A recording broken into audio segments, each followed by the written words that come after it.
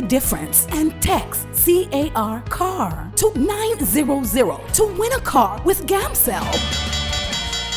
Gamcell and Rotary Club of Bruceby brings you a chance to win a brand new SUV Corando. The more you text, the more chances you win.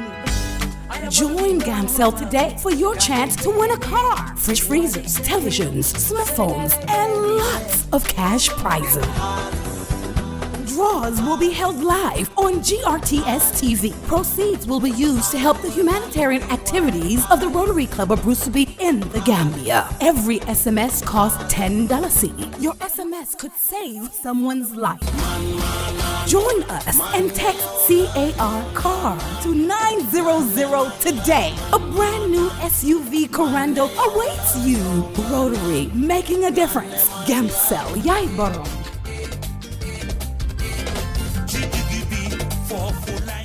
In today's world, everything imaginable is on the internet, which is amazing. And to find anything, it is easy. But that's not the case for Lamin. His standard internet connection is frustratingly slow, unable to focus on important things in life. He can't stream a video or search anything. He is fed up with messages like address is not found, timeout connection, and Internet Explorer cannot find web page. That's when his friend Fatima introduces him to Gamtel. At Gamtel, we provide viable, cost-effective, and sustainable internet solutions to businesses and homes. With our nationwide fiber broadband connectivity through EcoOne Gambia project, you can now say goodbye to slow internet. We provide quality services, blazing speed, and amazing customer services. All these at affordable price. Be like Lamin and start using Gamtel broadband internet today. Gamtel, creating a brighter future in communication.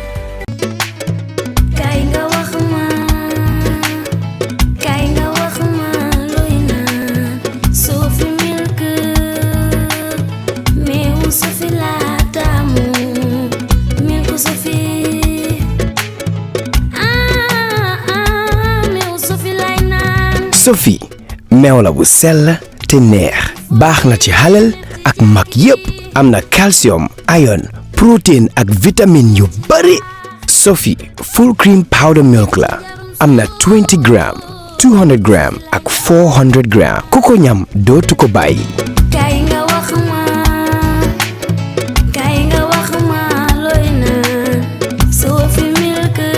Sophie, proudly Gambian.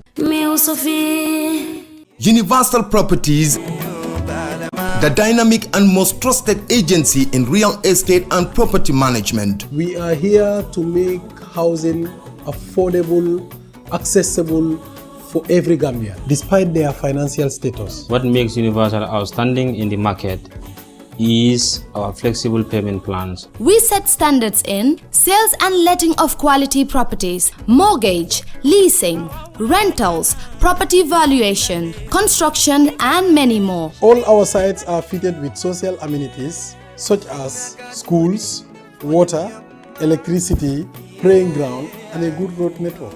In Sukuta Phase 1 and 2, Jambanjeli, Sanyang, Brikama, Lamin Daranka, and Gunjur coming up soon.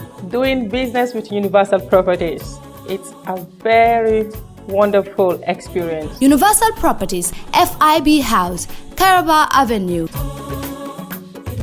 For us, every day is a new opportunity to make sure our first impressions are always our best and to see possibilities on the horizon. To make our facilities and services more accessible and find freedom all around us. With a location proximity to active markets, with a liberal air transportation policy. That daily pursuit is how we turn everyday opportunities for you. For all destination marketing support, customized packages for new existing airlines and operators, and for a highly ranked tourist destination, the Gambia Civil Aviation Authority is here to serve. We regulate air transport, operate and manage BIA technical requirements, merged with commercial considerations. We have experienced and well-trained aviation professionals to cater for your needs. For investment opportunities in building airport hotels, shopping malls, playground for children, do contact us on 4472-831 4472-893. Gambia Civil Aviation Authority. We go beyond daily. Moro mbijando bakandro ko ngalla janna kibaro moy kalka sola bagaso wafu ka fontelle ko sola enterprise fo fendi nabe dendi sola la fannala la sola la bundal ndella ko do kuwo ke mole janka sola joran kendo natala dum min nata na ko fanandiya birin Gambia jam fo Gambia e bantala nga bagasol samba beton ka do ku kendo be ke mobe ninga do ko ke momo ndi en ka sanji kilin garantie dilale nyin kama ko la do ko lanno si waran ni tema bagasi falle bagaso min bijay fofe nabe dendi sola la bundala la sola la fannala a bagaso sifa be bijay lightning and pumping system ndella fanan ko ke mole min be dendi na ko ni dandan ni kordal ka diodi alla nin ka lampo fanan sika ka dialla wo pumping wolbe dendi gadi no nin ku kotal ni la ji ko ni la fanga bela lightning wala dimbani ku kotal danno mu sola enterprise tin ko la kadi fama sola fofo be dendi sola la hajo la janne be loro wato tenta bud bagasol tan adum fana be ku fula la leje bunda fula fana be mbulle fan ka bonan dami anin dula ba fula safonya America ni Europe na fan ka bana wolta dum doron no moto min ka fenken do na te sola la bagasol kana te nyamba ko kanya abanta bagasol tan ngata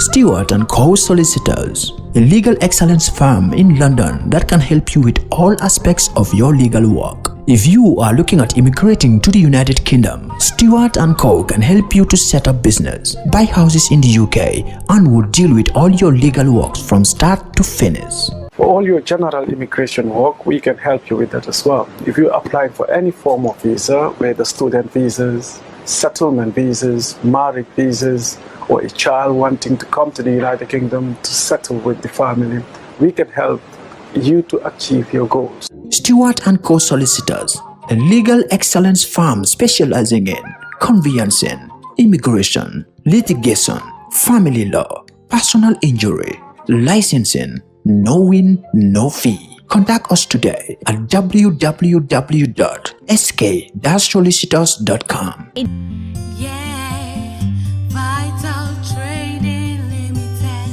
Do you want the best in office supplies? Do you want value for money? Then look no further. Vital Trading Limited is here for you. Vital Trading Limited is the best in town when it comes to office supplies and all your printing needs. We brand, rebrand, design and print logos, flyers, caps, pens, 3D signboards, neon signboards, envelopes, and many more. We also have bank coin counters, bank note counters, fire protect safes, just to name a few. At Vital Trading Limited, satisfaction is guaranteed and we deliver on time. Visit our office today on the Bertel Harding Highway opposite the GNPC petrol station. Better still, call us on 4498756, 4498962. Visit our website today, www.vitaltradinglimited.com. Want the best in all your office supplies and printing needs? Then come! Can't do small or big projects with the same dedication and commitment as we do. With a reputation as the leading printing company in the country, when it comes to major projects and innovative solutions, we always deliver in high quality, thus receiving the trust and confidence of our clients. From the moment your order is placed to when it is delivered, we believe in exceeding expectations from the sales manager to the production team, the account manager, and the person delivering your material. We have state-of-the-art equipment and a highly experienced and competent workforce that enables us to deliver top quality work on time. At reasonable prices, we provide our clients with multiple solutions right from conceptualizing, designing, printing, binding, publishing, and distribution. For all your printing requirements, we are strategically located at the Sankumsila Highway, the Gambia Printing and Publishing Corporation. We print what you desire. Tanal ma number yung may tanal mababi. Kon yow li ma la jox ci xibaar yëpp doy la. Jëlal ma number rek gowma la. Sëñ bi na nga def. Kii de dama ko jox xibaar gi ma dégg ci yéen. Waaw la toggee. Wax naa ko ne alxames bu nekk ak dimanche bu nekk dañ tànn juróomi nomba si jackpot bi ku gagné juróomi nomba tegal nañ la 100,000 maanaam 2 junne ak lu teg waaw waaye juróomi nomba yi dafa war a méngoo su fekkee ne amoo juróomi nomba yu méngoo am nga 4 nomba yu méngoo yow dinañ la jox bonus foo du noonu la bonus foo waaw des na de altine bu jot talaata àllarba ak àjjuma ñu génne waat beneen jackpot ne ku gi am 4 nomba yu lëkkaloo ñu tegal la $50,000 maanaam juróom fukki junni waaye nag gis nga boo amee ñetta yu méngoo ñu jox la tam bonus 3 waaye nag xàmmee ko gis nga Gambia géem yi bari nañ de waaye gis nga bii green la xàmmee ko waaw xàmmee ko bu baax a baax feneen foo taxaw bu fii di nga perte lu ma la wax yëpp dëgg la waaye xam nga lu ma lay xamal ma wax nga naan waaw dëgg la kay yow mi sa kanam guddi gi xam nga ne góoma la da ngeen may kompaloo man ngeen di kompaloo nañ dem ca office xanaa nërmelu nga ma ne nee naa nga lay laa wax nee naa la ku ko mën la ku koy jéem duñu benn ak loto game ak ay bonus sama xéwalam yu bari fii rek la du feneen The Gambia Revenue Authority wishes to inform the general public that income earned from the letting or leasing of property is taxable as per the Income and Value Added Tax Act 2012. In this regard, the general public is hereby informed that payment of rental income tax is an obligation on any person who earns income from letting or leasing properties. All rental income earned from properties in the Gambia is subjected to rental income tax. There are 2 types of rental income tax. A residential rental income tax charged at the rate of 8% of gross rent received. Commercial rental income charged at the rate of 10% of gross rent received. It is important to note that failure to declare and pay rental income tax is illegal and punishable under the Income and Value Added Tax Act 2012. To pay your rental income tax, rush to the nearest GRA domestic tax office or any of GRA's designated banks. Remember to pay your taxes and on time. GRA, collecting revenue for national development. Now that I have saved some money to build my dream home, I'm really confused about which estate company to approach. My friend had a bad experience with a particular estate agency after completing his payment and could not even get his title deed. This is serious. Good afternoon. How are you? Thank you. My name is Oli. I'm from EJ Investments. Understood. Thank you. You know, I must say you came at a very right time. Really? I was thinking about houses. Right. What can your company offer me? EJ Investments can offer you a lot. We're unique in the market. Okay. We own our properties and we ensure that they're developed with modern technologies. They're affordable and they are strategic locations. We don't just sell pieces of land, but we create settlements. What makes your company different from others? We're different from all real estate companies in the Gambia because what we have to offer is affordability, safety, and security. We ensure that you get a legal contract from when you pay your deposit, and within 4 weeks of paying your final settlement, we make sure you receive your title deed. 4 weeks? 4 weeks. That's interesting. Yes. Now tell me, what real estate service you need? It's absolutely EJ, investment, and real estate agent.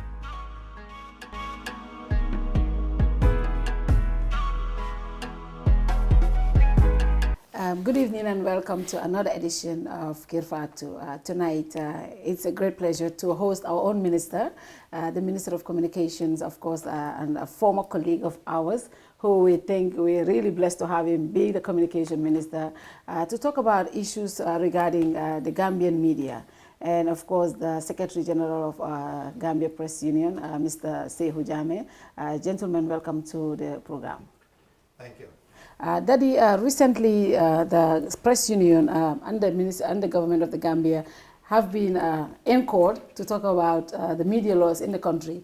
The Gambia government, the former government, of course, have made the media very difficult to operate in. And since the coming of this new government, the president himself have always said he wants the media to be free. He wants the Gambian media practitioners to be very free.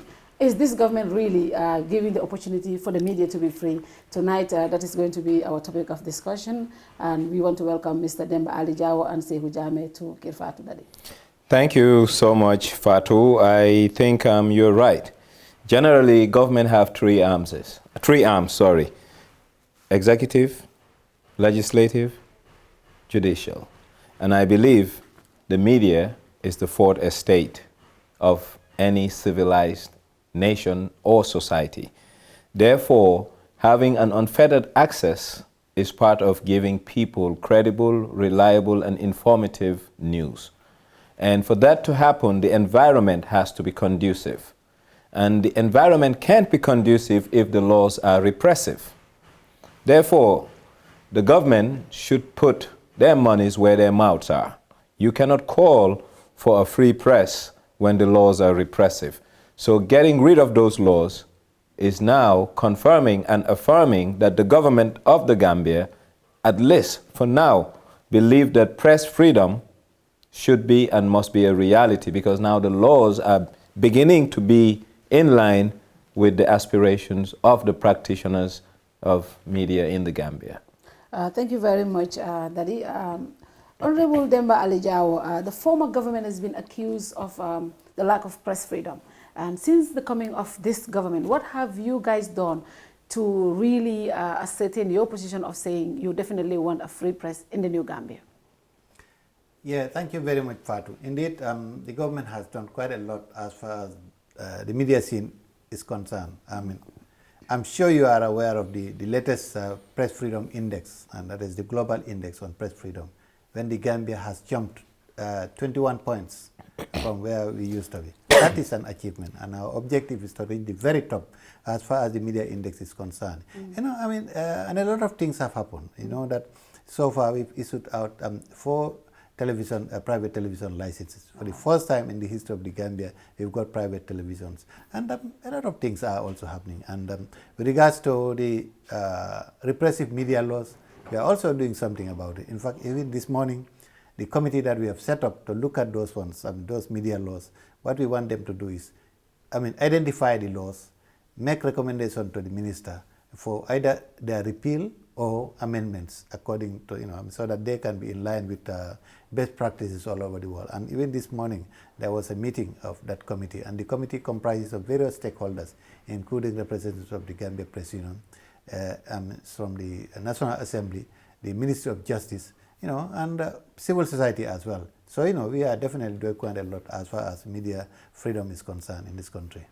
Saikou, the Secretary General of Gambia Press Union, do you feel this government is really working towards having 100% press freedom in the Gambia? Well, working towards it, yes, they are. But then the question of whether it is 100%, I am not too sure about it. Because when you look, when you talk about press freedom, you look at the indicators for press freedom. Yeah. Yes, we had a massive jump, but one indicator is the political environment, which is quite free now. We emerged from an environment where the president used to say journalists are bad for Gambia. And, and that affected the way even the people, who the journalists seek to represent, see, the journalist. And now we have Barrow who says that, we are partners in development, and perception is changing, public perception of who a journalist is, how they should interact with them, the perception and even the attitude of the government officials towards the press. That has changed. Another indicator is the legal environment. Well, that is where we are for now. We are seeing some commitment on the part of the government to reform the laws. Obviously, they wouldn't want to do it the way we wanted. The government still wants to retain, some of the laws by all indications. And if the judgment of the Supreme Court that we had last week is anything to go by also, there is some kind of, resistance to do a comprehensive reform of the laws. The third indicator is the economic aspect of it. Still now, the kind of tax regime that was used by Jammeh to suppress the press are still here with us. And we have not seen the government, yes, there is a proliferation. Media houses from print to broadcast and even online. Yeah. People like you are now back, and it's very good for business. Yeah. But then we've not seen a great deal of commitment on the part of the government to see how best the media can be incentivized so that it could become a very vibrant industry. Saikou, before I go back to the minister, as the Secretary General of the Press Union, are you worried about the emerge of all these new media houses, and of course the online medias, social media as well? Because do you think the way information is transmitted, especially on the social media, might be an effect to the verdict that was brought down last week? Well, even if that happens, I will say that that speaks a lot to, I mean, you know, how bad I want to believe the Supreme Court dealt with that case. Because what happens outside, when a case is before you, in no way affect the judgment of, I mean, the Supreme Court, because this is a court that is the highest court of the Gambia, and it is composed of people with highest intelligence we have in the Gambia. And I believe that that shouldn't be a measure for them to do the kind of ruling, I mean, in some of the laws that they did. Social media, yes, is quite problematic, but this is not, Gambia is not an exception to this. This is a global phenomenon. And I will take a lot of positives from what is happening in the social media. Of course, you have a lot of people who, I mean, publish or broadcast things that, I mean, may not necessarily be ideal in our society, but then, as far as I am concerned, I will defend to that their right to publish it. Honorable Jawo, you being a former journalist and a serious advocate for press freedom, now as the Minister of Communication, what is your position on the social media journalism, the way information is transmitted, and how is this government treating that kind of information? Yeah, social media, honestly, I mean, it's a reality that we are in. We are in the era of social media, and anybody with a smartphone can write anything, and then it's all over the world. That is the reality. Which it has got its positive and negative aspects as well, like everything else. I mean, there are a lot of positive things going on in social media. The very fact that we don't now wait for the newspaper the following day, or the radio news or whatever. I mean, everything happening, breaking news, you get it on social media. I think that's a positive aspect. Yeah. People, the information flow is so fast nowadays, thanks to social media. I mean, but again, there are, as I said, there are negative aspects as well. People, write anything, sometimes what Donald Trump calls fake news, I mean, and it can also have its negative impact on society. Sometimes people even use the social media to incite others, some groups against others, ethnic groups or religious groups or whatever. All those are negative aspects of social media. But that is the reality that we just cannot run away from. And well, I mean, there is not much that the government or anybody else can do about social media, because it is on the World Wide Web, and we have no control over it. I mean, as you can remember, the former government tried to, control social media. Sometimes they will block WhatsApp here and there. But, I mean, we are in a new dispensation. This government will definitely not go that route at all. We are not trying to block any site or any WhatsApp or whatever, any social media platform. People are free to, express themselves in social media. I mean, the negative aspects, we'll have to deal with them. But there is not much we can do. Honorable Minister, this government seems not to be doing very well in messaging. You are the spokesperson of the government. What we have seen since taking over this new government is only reacting to stories.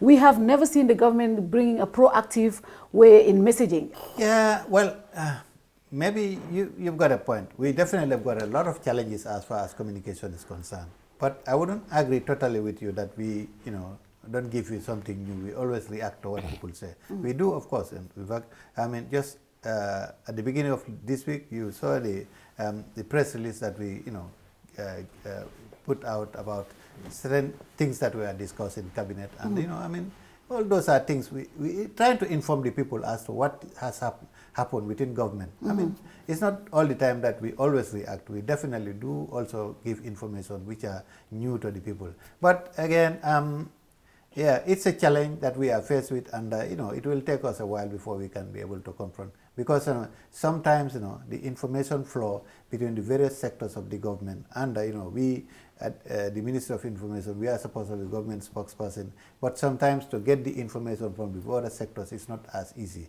We are grappling with such a situation, and we are working on communication policy that we think probably we can be able to discuss and with the various other sectors and see how best we can. And probably one of those things we intend to do maybe very soon would be to have communication officers in all the ministries who are directly answerable to the Ministry of Information, so that we can try to enhance the information flow between the various sectors, government sectors, and the Ministry of Information. If that happens, probably we will be in a position, to issue out more frequent information regarding what the government is doing.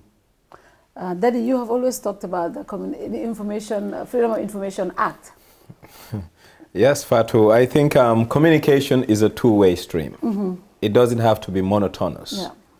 And the problem we have in the Gambia to date, and this is a problem we inherited, is that communication, especially public communication, meaning the government informing its citizenry, has always been one way. And the reason that has been the case is because we don't have a Freedom of Information Act.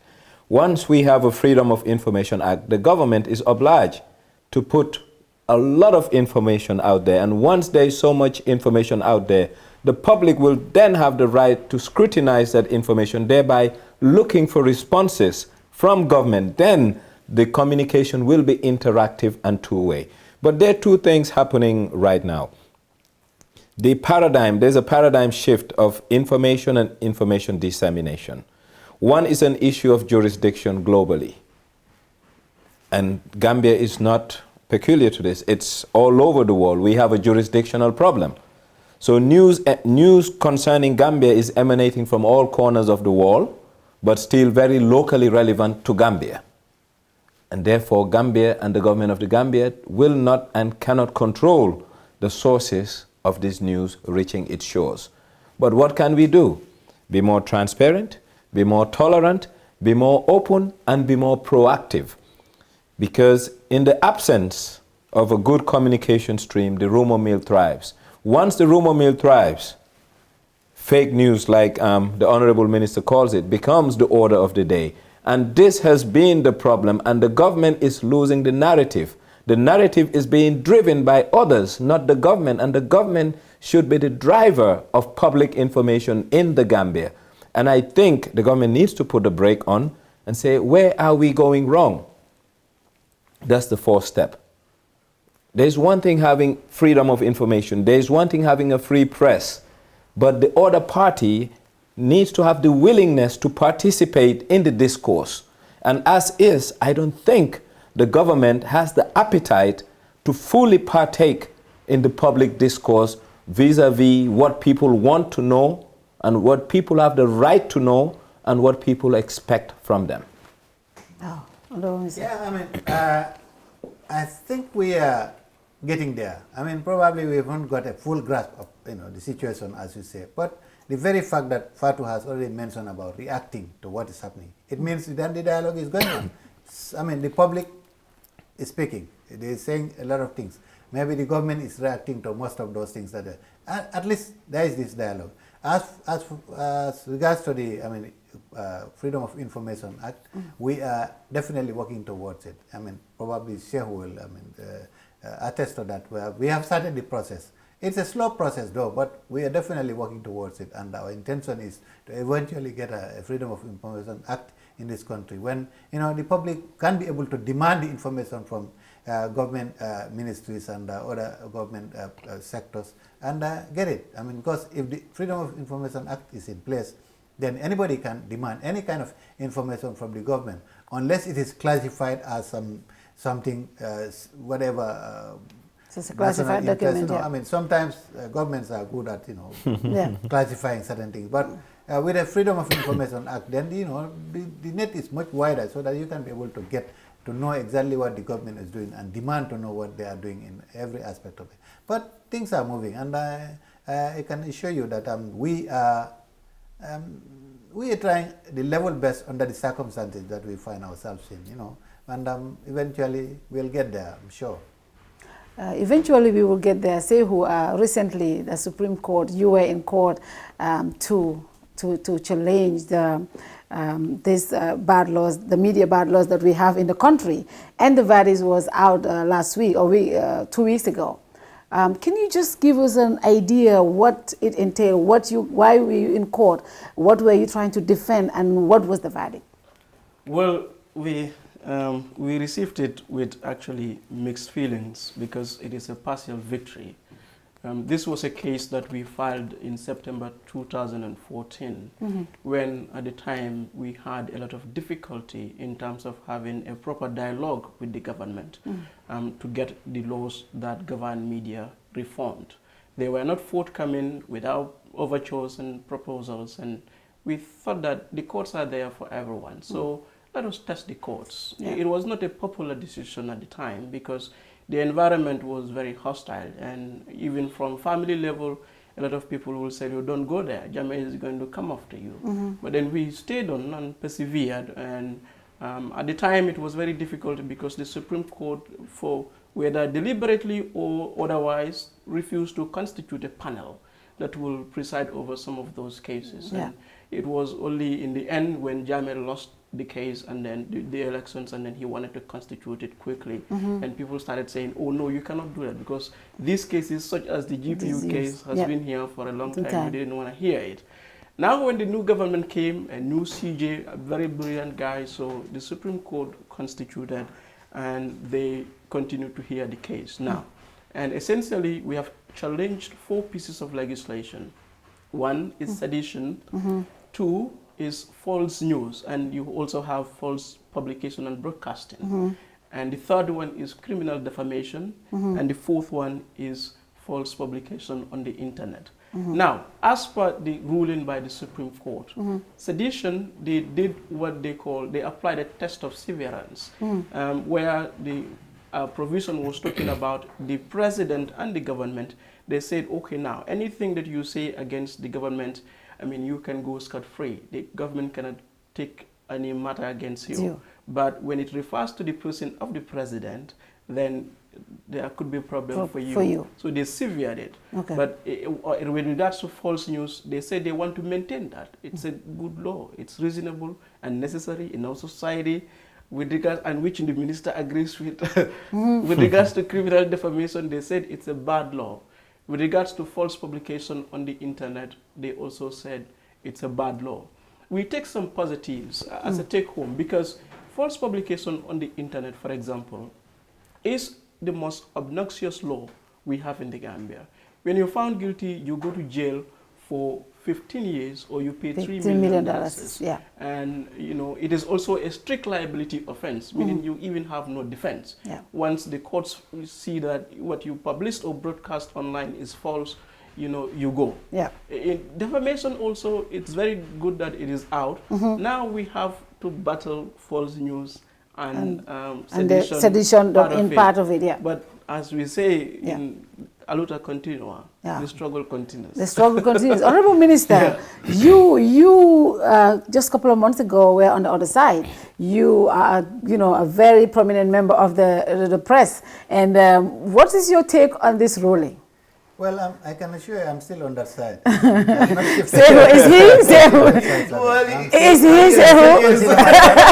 Consider myself a journalist, and I will defend a journalist at any level. You know. Okay. I mean, that is, but again, you know, the Supreme Court's role is to interpret the laws, and you know, they are responsible for interpretation of the laws. Yeah. So you cannot say this is maybe the government stands on this matter. I mean, they took the matter to the Supreme Court. The Supreme Court, I mean, interpreted the law the way they feel it should be interpreted. Yeah. Again, I mean, as I said, we've set up this committee. This committee is going to identify the laws that they feel, I mean, should be repealed or amended accordingly. I mean, there is nothing stopping even the committee identifying some of those laws that the Supreme Court have already, I mean, retained, I mean, and then identifying them as something they feel that we should amend accordingly. And it's all possible. So you see, I mean, we are dealing with different institutions here. The Supreme Court to interpret the laws, then, you know, I mean, the executive maybe to kind of amend the laws the way they feel it should be amended. So it's not that everything is lost here. Honorable Minister, a lot of people have the feeling, okay, government position is, the Supreme Court is interpreting the laws. So, you know, it's not us, it's the Supreme Court interpreting the laws.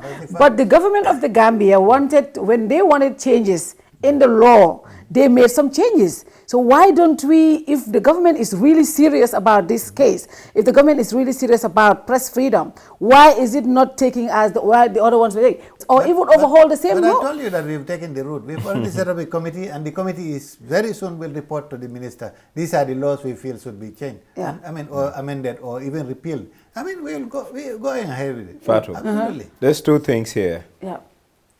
They have a right of appeal. They took an issue to court, and that's a branch of government. Yeah.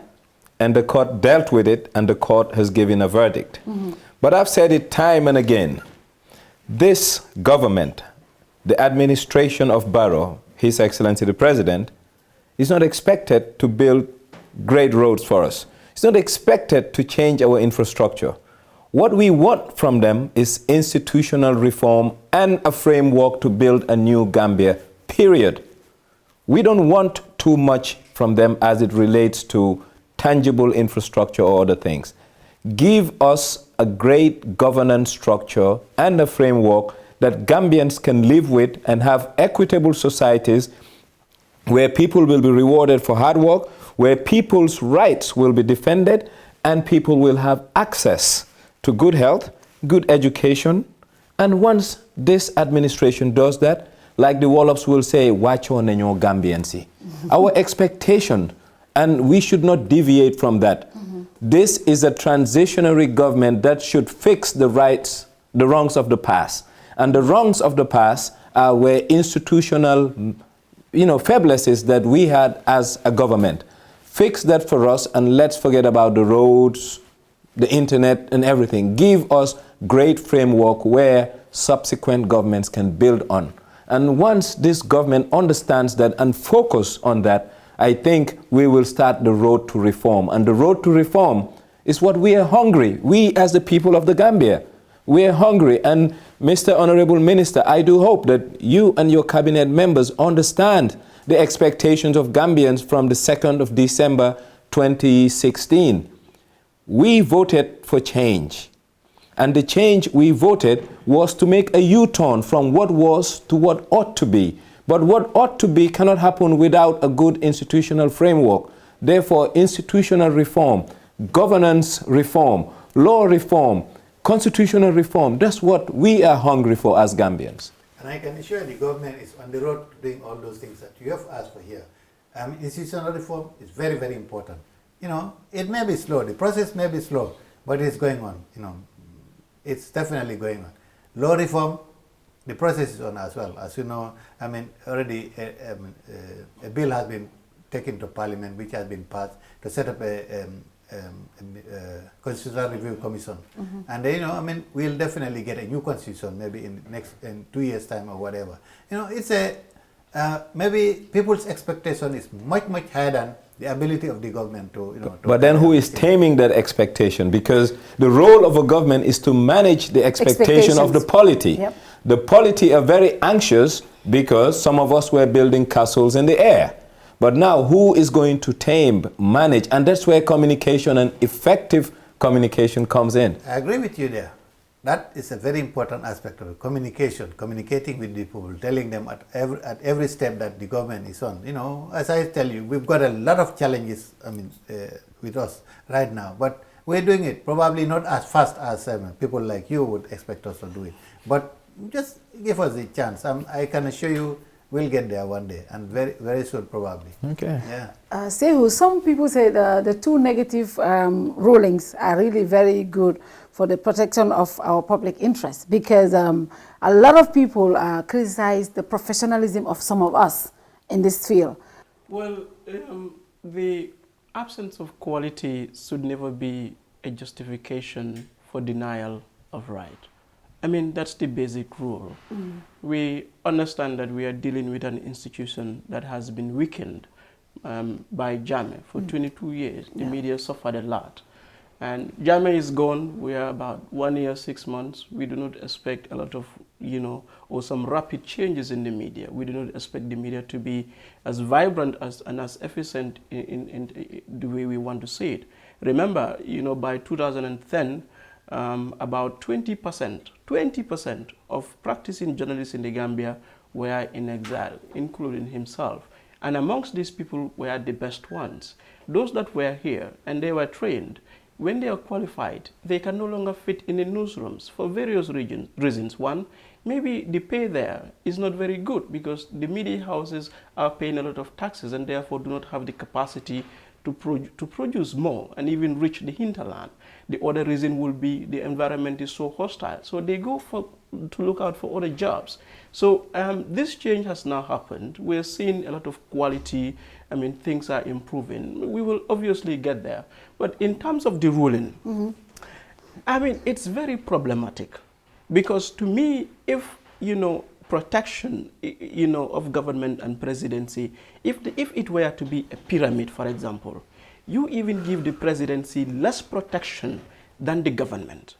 But the court said that they are going to protect the presidency because they feel that the presidency shouldn't be unduly distracted. To me, they are passing a judgment on the capacity of the presidency to manage our expectations or to manage our affairs. To me, the court should have trust in the capacity of the presidency to manage criticisms, however harsh they are, together with deliverance.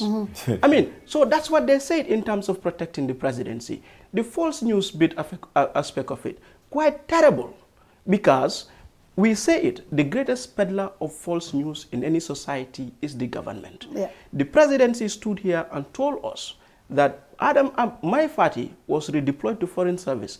False. Yes. I mean, with all due respect to them, false. I mean, once upon a time, even the minister told us that the Kanilai incident, no live bullets were fired. I mean, which it was found out. Live bullets were fired and people were killed. The minister and the media houses that published that, nothing happened to them. The stations that broadcast it, nothing happens to them. Why? Because we have given the government the right to determine what is false and what is true. And that becomes problematic now. The presidency, the government is the biggest peddler of false news, Honorable Minister. Anyway, just a little bit of correction. I was not in exile, as you said. I was just working in Senegal, and I used to come here from time to time. So I'm not sure about the way he put it. I mean, of course, in my case, for example, maybe it's just a question of trying to shoot the messenger before carrying the message. I spoke to the people who were on the ground. I was never there. They told me this, and as the spokesperson, I mean, I cannot say an opposite of what they told me. If it is not correct, then probably I should not be prosecuted. I was just a messenger. Whatever the case. Anyway, whatever the case, I don't think it is right to say that the government is a carrier of false news or whatever, however you described it. I don't think that description is correct to say that. Again, as I told you, the interpretation given by the Supreme Court is another aspect of it altogether. But you again shouldn't blame the government because the Supreme Court has given an interpretation of this thing. You definitely cannot put it right squarely on the doorstep of the government. I mean, the Supreme Court is independent of the executive in this case. That's what we expect, and that is what is happening in this case. If the Supreme Court decides to interpret the law in any way they feel like, they are the people who are the custodians of the law. I mean, there is not much that the government can do in that aspect. But then, Fatou, the Honorable Minister earlier spoke about managing and taming the expectations of the polity, meaning the people. You spoke about that. Well, no, you reacted to it. Yeah. But if you can recall, we had an interview with the Inspector General of Police shortly after the Busumbala incident. He categorically told us that there was an investigation, and that was the last we heard of it. And few other things that happened before. So here is the problem. We have an expectation, and our expectations are not being met because to a point, the government is agreeing with us that yes, there is an issue, we're looking into it, but looking into it cannot be infinitum.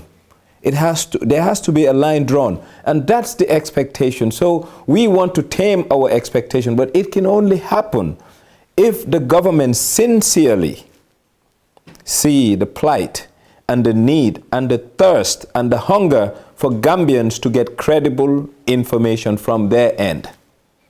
And we are not getting that, and it's not forthcoming. So, since that's not forthcoming, our expectations are not being met.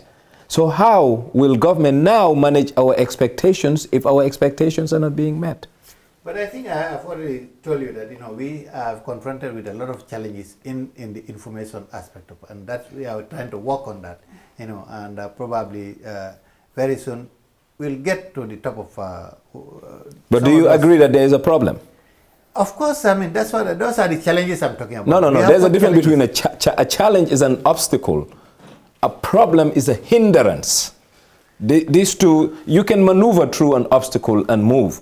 We have a roadblock. And you can solve a problem and move. No. First, I think an alcoholic, before they can get help, needs to agree that I have a problem.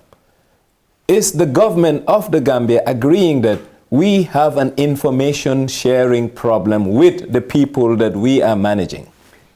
I can definitely tell you that we've got a lot of challenges. Do we agree that we have a problem? Yeah. I mean, I wouldn't call it a problem per se. We have a problem. It's a challenge that we need to overcome. The challenge, as far as I see I think these are just semantics. Well, I want my government to own up to one thing, that information dissemination and information sharing between the public and the government has structural problems that needs adjustment, not challenges, problems. And the reason why these things are problems, for me, a challenge is something short-term that you can fix. The mindset of an average bureaucrat is to hold on to information and not share it. So that is a problem, and it's a culture. And that culture must change, and the only way it will change is reorientation and re-education and sensitization. But therefore, we must agree that we have a problem. Okay, Daddy, if you insist on problem, we definitely have a problem. But Thank you so much. These are challenges which we intend to overcome. And I mean, if challenges can be overcome, I'm most grateful. So that's the position. I mean, we have problems, we have challenges, and we are working towards overcoming. Most grateful. Yeah. Honorable Minister, Saikou touched on a very important aspect of the ruling, the false News Act, right? The law that and the sedition protecting the presidency, and also the false news aspect. Especially, he gave some instances where the government will tell us something, and of course, those things are not really, what happened. And what happens then if the government officials are caught up themselves giving us false news? What happens then? The law should be enforced to the latter? Well, of course. I mean, if the law is the law, it's for everybody else. If I say something which is not true, Saikou has the right to take me to court for it, and then that's it. Why not? Well, in this case, it is the Attorney General. Attorney General. And that's where we say it is problematic. Yeah. Because let me give another analogy. But when I say that I wasn't blaming the government. I was just offering an opinion on the and when I also say government greatest peddler, it's not passing a judgment on the credibility of the kind men and women working in the government. But this is what obtains almost everywhere in the world. I mean, but in terms of false news, let me provide another analogy. Mama Kande here was quoted as saying that this government is corrupt. The police invited him for questioning. And guess what? They told him they want Mama Kande to tell them, who is corrupt in the government. The police didn't see any corruption. Even in the streets, they see corruption. They passed it, they say it's fine. But then the thing is, when you make the government to determine, when you give them the power to determine what is false and what is true, then it becomes problematic because it promotes self-censorship, and then it distorts even the idea of the metaphoric marketplace of ideas. And that is why we say that you shouldn't determine that. When I have my view, let me put it on the table. You have your view, put it on the table. The public, they are the consumers of information. They will come, and then they are not to be taken for granted. They don't take any inferior quality view, like they wouldn't take any inferior quality commodity in the market. I have the intelligence to know what is true and what is false when all the views are put on the table for me. Yeah. Leave it in the marketplace of ideas. Let the state not be the determiner of what is false and what is true. Yep. Honorable Minister, who is policing the police? Everybody else, even the public is policing the police as well. Well, yeah, why not? Honorable Minister, I am totally agreeing with Saikou on this because John Stuart Mills, when he came up with the idea of a marketplace of idea, what he thought was ideas will come and the best will emerge. But the way the best will emerge is that we believe that human beings are rational, but now you want us to leave that to discretion, and that discretion is what the state says that this is rational and this is irrational.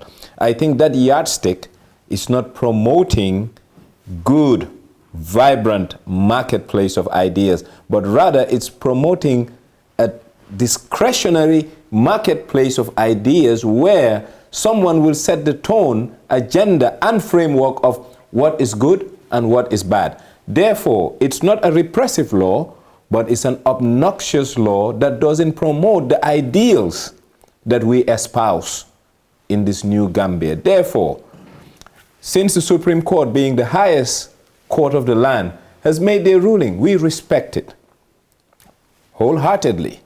But now we have a way to circumvent that, and that's by using the executive and the legislative branches of government to make sure that they can address some of these anomalies in our existing legal framework by coming up with amendments or repealing them totally. But I think the good start is you've said that you've constituted a panel. I do hope that it's the view of your good office that this needs a relook, and the relook is to make it better so that what John Stuart Mills used to call a marketplace of ideas will prevail in our dispensation. I agree with you. In fact, we don't want to preempt what the committee is coming to recommend to the minister. But as I say, the process is on. The Supreme Court can interpret the laws which are in the books already, and that's what they've done. Yeah. These laws have been there since time immemorial. Absolutely. You know, but as I said, the process is on. What we're stopping this committee that we have set up in, recommending to the minister, even that very law that, Saikou is talking about, them recommending that it be expunged from the law or amended accordingly. And then, what will stop us from going ahead and doing that? Yeah. So, let's just give chance to the process. The process is on, and then everything is possible. It's a process. So let's give it a chance, please. It's a process, so we will give it time to complete, and from there we will look at what the recommendations are. Saikou, coming back to the Gambia Press Union, last week we celebrated World Press Freedom Day. This year, what was remarkable is the presence of the government, the role they played, and the theme for this year, putting government in check, right? And what is the Gambia Press Union doing to make sure, in as much as we want press freedom, in as much as we want a good environment from the government, but we are also being accountable, we are being responsible for the information we disseminate? Well, that is about standards, and we know that as we clamor for reform of laws, for reform of the environment in general, there is a corresponding call or corresponding need for the media also to apply some reality check, essentially. Yeah. And at the level of the GPU, we have approached this in a multi-pronged fashion. One way of doing this is by building the capacity and competencies of the journalists in a way that they will, perform quite well and avoid some ethical pitfalls. Another way of doing it is to promote ethical journalism. And what we've done is that we have developed and launched a code of conduct for media practitioners in the Gambia. We didn't stop at that, but we printed as many copies as possible, distributed it in all the newsrooms across the country to make sure that every journalist gets a copy and gets to read and understand and apply that code. The next phase of it is that we have already drafted some policy papers which we submitted to the ministry on the need to set up a media council of the Gambia. And essentially it will be there to promote media freedom and independence, but also to serve as a platform for the public to seek redress when they feel offended by the publication that we do. So that is, a process is ongoing. But so, Saikou, how can the press union be able to be the body for all media houses and, putting these guidelines together if, I don't think even all media houses are registered under the press union? Well, the essence of the code and the council will essentially facilitate a peer review mechanism, whereas peers will meet and discuss and agree on these are the standards. If anyone goes below that standard, probably, you might face some criticism from your peers. Yeah. But the minister, was president of the GPU. One of the best presidents we've ever had. Wow. But in terms of membership, because it's a trade union, it's a membership-based organization. But even when you are not registered, by default, as long as you are practicing, we consider you to be a member. Initially, it was very difficult to attract membership, especially from the state broadcasting station and even from the radio stations, because the environment at the time, we can tell you, they faced a lot of difficulty, even though a lot of outreaches were made. It was very difficult because every time when Jammeh was here, the GPU would be out condemning Jammeh's action A, action B, action C, and a lot of people were holding back. Oh no, I can't associate myself with this union. All of these people are going to jail soon. But now that the environment is free, I can tell you that there has been significant increase in the number of members of the G. People are coming and registering, and we hope, people like you, with all the experience and the exposure that you have, you will come and then we strengthen the union that we have, as our common platform that we could use to meet our common ends. Yeah, we will definitely come, we are partners. But, you want to, okay? With regards to this proposed media commission, media council, I think it's a very good idea, because the idea is for the media to regulate itself, rather than government putting up, imposing, media commissions like used to be the case. We definitely want the media to regulate itself. But again, it has to be done in tandem with, the government in this case, because the press union can put up a council in place, but again, enforcement becomes a problem. Because as you said, if somebody is not a member of the GPU, they can just ignore what the GPU, whatever the GPU says. But again, it's peer. You would not want to be on the wrong side of your peers and all. So those are things that would help us. Eventually, when we come up with this council, probably everybody would respect whatever this on the council puts in, and then.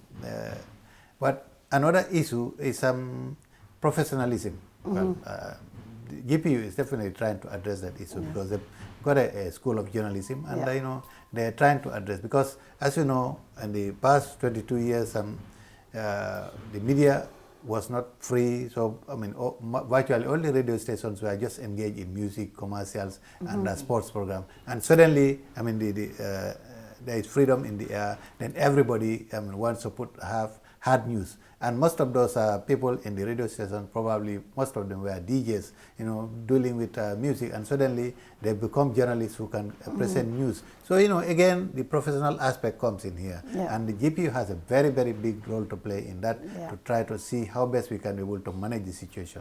It's not easy, though. Honorable, we're running out of time, but before we go, I want to bring the Observer issue here, the Daily Observer. A lot of journalists criticized this government severely for closing down Observer.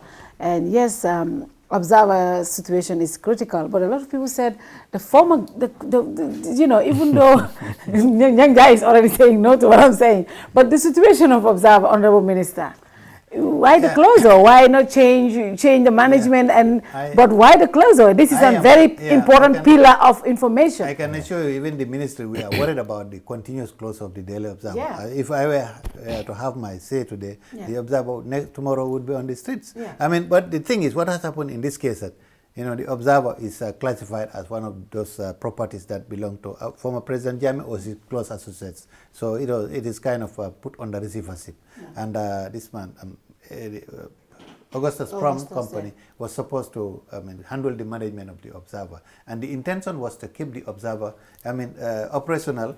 Then the Augustus Prom would put in a new management that will run the paper and make it more viable. But somewhere along the line, the Observer was owing a lot of money, because then they were very close to the corridors of power. Nobody would, they were just refusing to pay their dues and the taxes and whatever. And suddenly it has piled up, and GRA, for instance, they were earning over $17 million. So GRA took the matter to court, not in consultation with the Attorney General chambers or whoever. They just took the matter to court, and then the courts have ordered now for Observer to be closed down until they can pay the. So this is the problem. We are trying to see how best we can be able to harmonize it too, you know, with the GRA position, and then get the courts to lift that embargo, so that, you know, I mean, the Observer can be back on the stance. That is what we are trying to do, definitely. See, we live in a free market, and I'm very unapologetic about my free market stance. A company has a right to live and a right to die. The choices that they make in the course of their business will determine which trajectory they're going to take.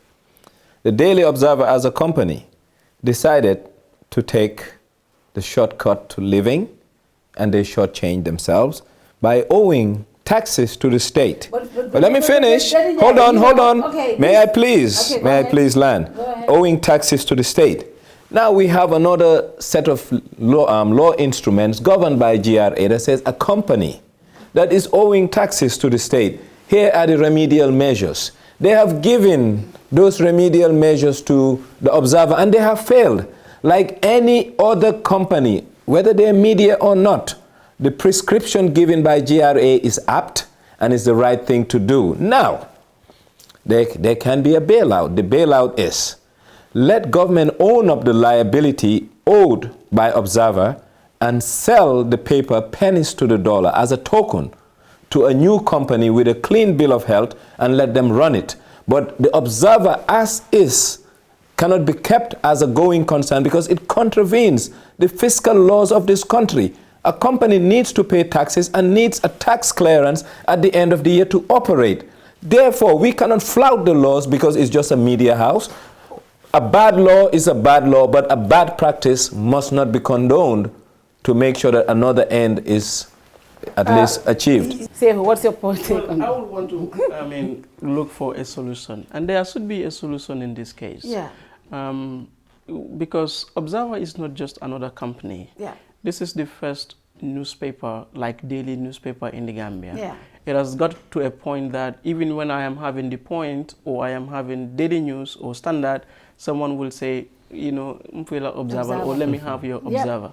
So there's an important history here that we cannot just bury. Yeah. If I were the government, what I will do is to pass an act of parliament establishing the Daily Observer as an independent and an autonomous corporation that will be in the business of publishing news to the public.